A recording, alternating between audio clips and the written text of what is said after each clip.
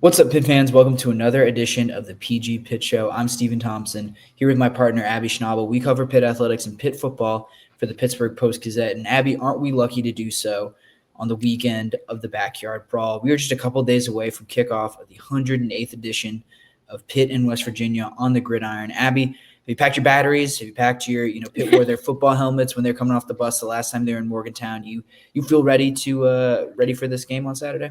I think so. I mean, it's going to be interesting because I've only done a Backyard Brawl in Pittsburgh, but I'm excited to just immerse myself, see the hatred just up close for myself. Yeah, thank you. Yeah, no, and it's definitely different in Morgantown. Pitt, I think you've seen a lot of tailgates for a lot of different teams, kind of fill out the North Shore like that, but West Virginia, it's a little more wild, a little more wonderful down there. It's different from just they don't just have a bunch of kind of flat parking lots around the stadium. Like driving in for the last brawl, it was kind of cool to see, people opening up their front lawns, different cars and stuff, and just basically having mini tailgates in their front yards. It reminded me of I went to Buffalo one time for when the Steelers played in the playoffs there too. It's kind of a similar vibe. It feels a lot more, I guess, intimate, a little more small town, which I guess is kind of their vibe, but it's really cool. It's a really cool atmosphere. It should be a lot of fun. It always is. But Abby, there's going to be a football game played in between all that tailgating, all that drinking, all that eating. And so I want to, like we do around this time of week, dive into Pitt's opponent, the Mountaineers, a little bit. And I want to start on the offensive side of the ball because, to be quite honest with you, it's starting to look a little rough for the Mountaineers after their loss to Ohio last weekend. Mm-hmm. Yeah, I mean, when you take out Jahiem White, who, while the university itself hasn't confirmed that, the report going around is that he is out for the season. He's arguably the biggest part of their offense, even before the quarterbacks, which is to say something. It just makes me a little nervous because for West Virginia, it makes me nervous because Nicco Marchiol, he's a decent quarterback, but he relied a lot on Jahiem White through these, especially in the first game and then a little bit in the second before he went down with an injury. And I'm not sure the people behind White and even the receivers are able to fill such a big hole that is being left by him. Yeah, and it's not as if West Virginia doesn't have, some playmakers. We've heard about Cam Vaughn, a really explosive guy at wide receiver. Pat Narduzzi has a lot of respect for Clay Ash, the backup running back. But, Ash only has 45 yards rushing on 13 attempts this year. Cam Vaughn's caught one touchdown. And you think about kind of the trickle-down effect from losing Jahiem White. And, I personally think that, what I've seen from Nicco Marchiol is that he's a decent passer. But in a West Virginia offense run by Rich Rodriguez, you want to run the quarterback ideally. That's when this system is at its best. That's when it, is operating at its most efficient. And I don't think Nicco has that kind of skill set. So we've heard from Pat Narduzzi, look out for three quarterbacks. I think as of when we recorded this, West Virginia hasn't named a starting quarterback yet either. They list 5 different guys as their, I guess you could say, co-starter, but all kind of locked in competition this week on their depth chart. And so you don't really know what you're going to see, but I would have to imagine that, given the fact that Nicco wasn't particularly efficient last week at Ohio, and given the fact that you're going to need that extra, hat in the run game to block, I'd have to imagine that Nicco, even if he starts, does not play every single snap, if you know what I mean. Doesn't necessarily play starter snaps. I would imagine that, they try to mix in someone who can run a little bit more too.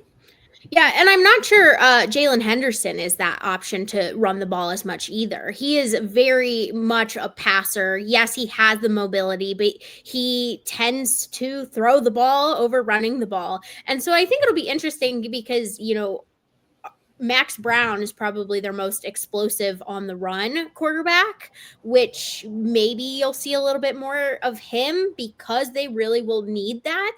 I mean, because that's what Rich Rodriguez's offense is all about, explosive plays. And yeah, you can do that from the receivers, but it tends to be from the running backs and the quarterbacks in his offense.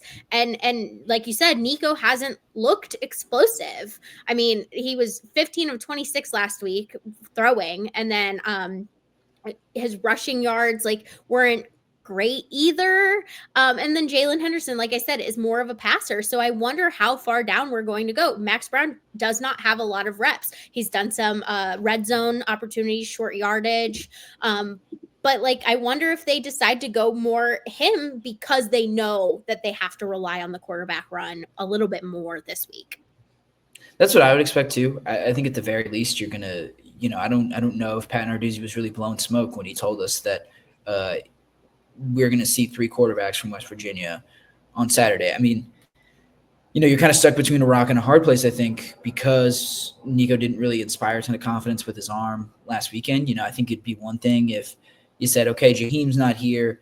We got to really invest in this downfield passing game. Let's just put our best passer out there. But, the passing chops have not been great for your best guy, theoretically, through the first couple weeks. So it'll be interesting to keep an eye out for that. It's Rich Rodriguez is a creative guy. He's a good play caller. I think he's going to be able to scheme some stuff up. But, just looking at the personnel, I think it's going to be an uphill battle for them to score points this week because, also they're going to be running into a Pitt defense that has been really stout against the run so far this year as well. Speaking of defense, for as down on the West Virginia offense as we are, I really see a lot to like on this West Virginia defense, to be quite honest. I think they look really good against the pass in particular. We talked about that Ohio game. They held an Ohio team to 17 points that put 30 on Rutgers the week before. Mm-hmm. Parker Navarro is easily the best quarterback in the MAC, I would say.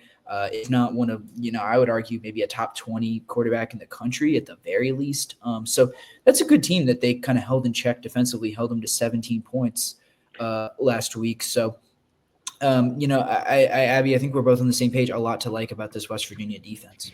Yeah, I mean, in a game like the Ohio game, which did not go in West Virginia's favor, they still had 3 interceptions, which is huge because the defensive intensity you need in a game like that is so close, where your offense is a little bit down, where the defense is probably taking a bit more snaps compared to the offense, that is huge. And I mean, I think you got to call out Fred Perry, one of their safeties. Like you said, they've been really good in stopping the pass. He's one of their best tacklers, if not the best tackler. He's been really prominent in getting tackles for loss specifically. But then you the safeties as a whole, you got Kikora Tarnu, I'm probably pronouncing that wrong, and Darren Lewis. They also show up pretty frequently in the snap count, which just adds a little bit of rotation in that backfield.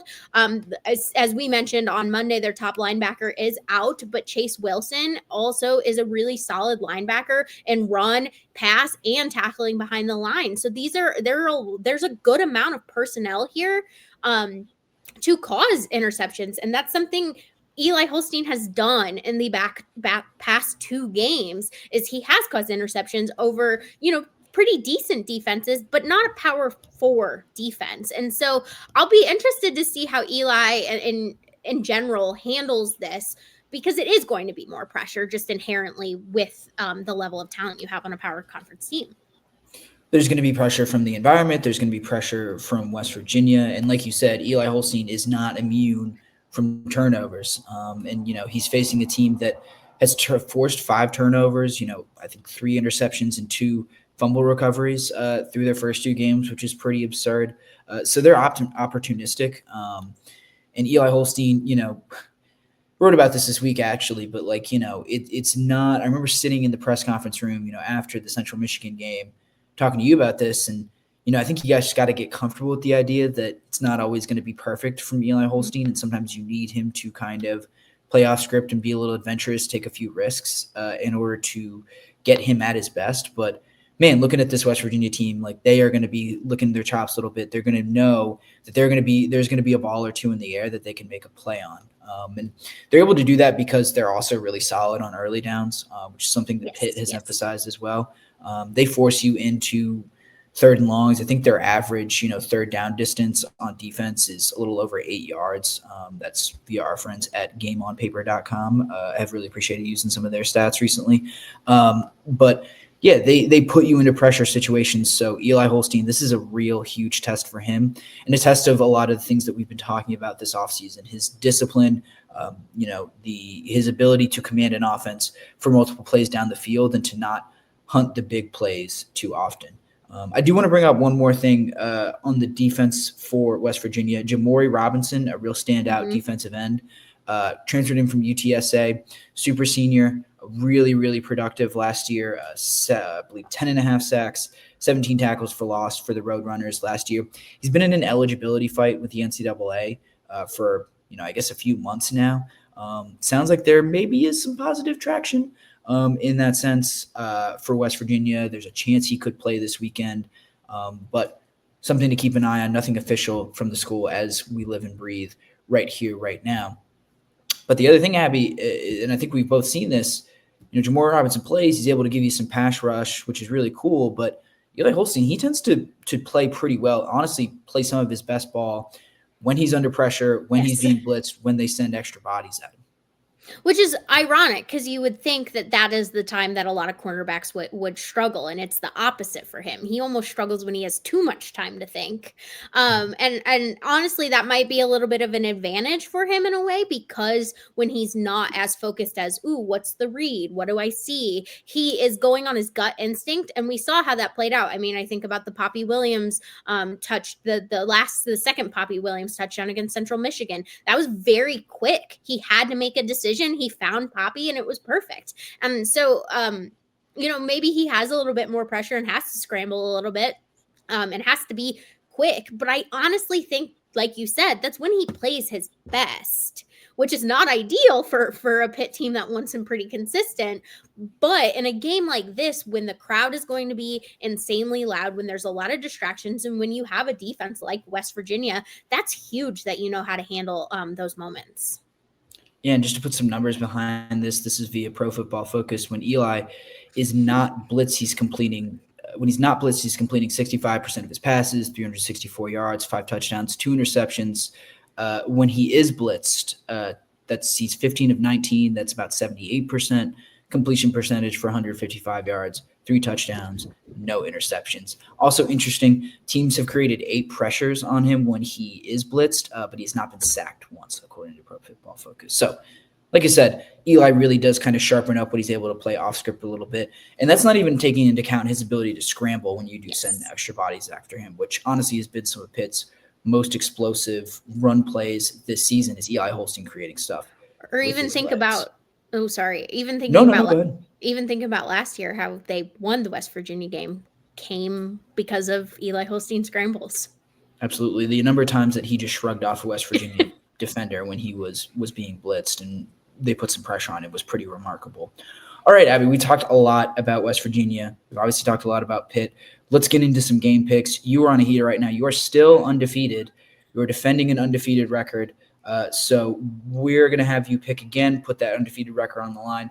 Pitt is favored by 7.5 in this game. Line opened at 2.5 and has moved 5 points in Pitt's favor for a lot of reasons. But which side do you fall on? Do you think Pitt covers that 7.5 spread? I think I keep going back and forth on this. I don't think they cover. I think it's going to be closer. I think the environment is going to play a huge factor, and I think the fact that you have a West Virginia defense that knows that they need to do more because of the shorthandedness on the offensive side is going to really limit Pitt. And yes, they have a lot of offensive weapons like we've talked about, but this is the best defense they have played thus far, which inherently means a little bit more pressure, probably a little bit better scouting. And so, yeah, I don't think they cover. I think it'll be close though. Yeah, I don't think they cover either. I do think that Pitt, it might feel more comfortable than the final score indicates, but it's hard to imagine a backyard brawl in the mid 2020s, ending in anything other than a 1-score game. Those are the only 3 backyard. Well, I guess actually last time we were in Morgantown, it was an 11-point game. But 2 out of 3 have been 1-score games. And, hasn't really mattered who the better team is in those situations. It just kind of comes down to really the final possession. So I'm with you. And real quickly, the point total line has stayed pretty much the same, 57.5. Where do you fall on that, over or under? I'm taking the under because I really do think this is going to be a major defensive battle. I think it's going to come down to which defense gets tired first, and maybe that's where Pitt is able to capitalize and score more to take the over.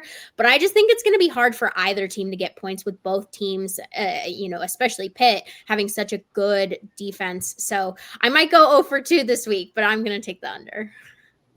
I disagree with you. I'm actually going over, and it kind of counters every single thing I said about the West Virginia offense. But I don't know. I've seen this Pitt team kind of break down in communication a couple times. I think, like you said, against a Power 5 opponent, just the talent level isn't going to allow them to get away with that so many times. I still think Pitt wins. I'm going to ask you that at the end here. You think Pitt wins as well? Yes. Yes, but I do think that there are some points put up on the board, and that's part of the reason why Pitt does not cover in this game. Mm-hmm.